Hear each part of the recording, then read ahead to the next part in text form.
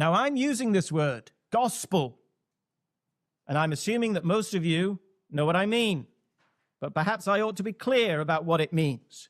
The word simply means good news.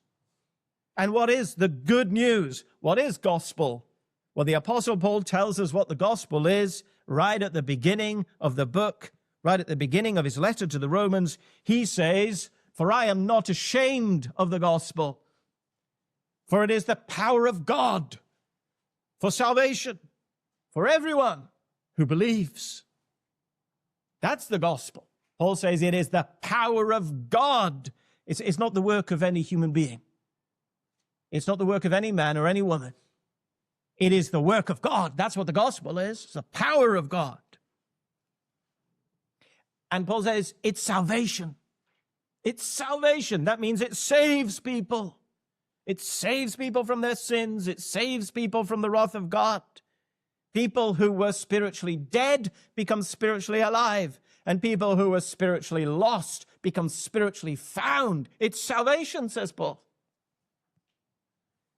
And Paul says, and this power of God, which is salvation, is for everyone.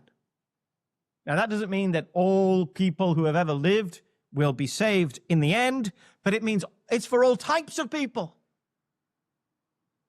It's for the young, but it's also for the old.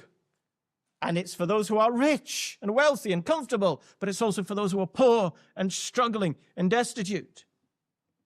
And it's for all the nations of the world, no matter what your language may be. It's for everyone, says the Apostle Paul. But it's for everyone who believes. For everyone who believes. So you must have faith, for it is by faith that you are saved. Now that's the gospel, says Paul. It's the power of God for salvation, for everyone who will believe.